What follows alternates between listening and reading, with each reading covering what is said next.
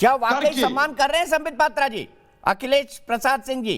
क्योंकि उन्होंने सीधे किसानों से के साथ जोड़ दिया आंसुओं को, और उनके नेता ये भी कह रहे थे कि भाई ये तो घड़ियाली आंसू है, दिखावे के आंसू है। नाना पटोले जो महाराष्ट्र कांग्रेस के आज ही बने अध्यक्ष है।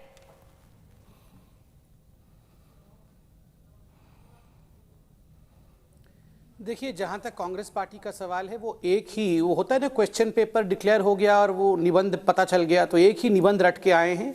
चाहे विषय कोई भी हो, उसी निबंध को गाना शुरू कर देते हैं। किसान को ऐसा कर दिया, हमने ये नहीं किया, मोदी जी इस प्रकार हैं। ये सारी चीज़ें केवल एक ही निबंध के रटने का नतीजा है।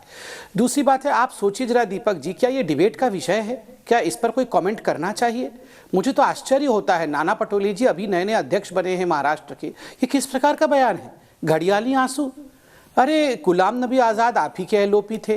गुलाम नबी आज़ाद के बहुत पुराने संबंध प्रधानमंत्री जी के साथ रहे हैं, प्रधानमंत्री उनको पसंद भी करते हैं।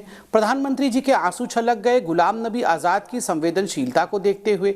उस पर भी, उन्हीं के नेता पर जो संवेदनशीलता प्रधानमंत्री जी ने दिखाई थी, उस पर भी इनको शक है कि कांग्रेस पार्टी में भी कोई अच्छा व्यक्ति हो सकता है जिसको लेकर प्रधानमंत्री भावुक हो सकते हैं।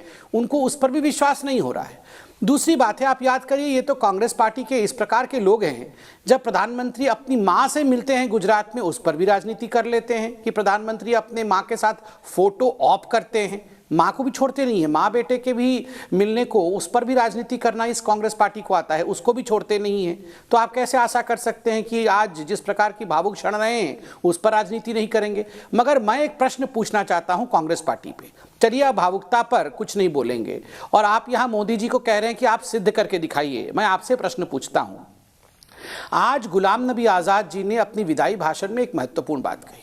उन्होंने कहा, मैं भारत का एक मुसलमान हूं और मुझे गर्व है कि मैं कभी पाकिस्तान नहीं गया, और मैं आज गर्व के साथ कह सकता हूं हिंदुस्तान में मुसलमानों की जो स्थिति है वो पूरे विश्व में सबसे अच्छी स्थिति है। सबसे खुशी खुशी हम हिंदुस्तान में रहते हैं।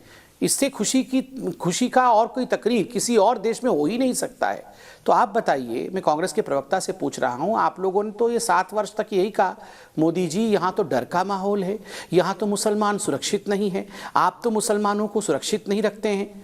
यहाँ तो खुद आपके एलओपी अपने रिटायरमेंट पे भाषण में ये कह रहे हैं कि हम तो बहुत खुश हैं। आप उनके इस भाषण से सहमत हैं या नहीं हैं? पहले ये तो बता दीजिए।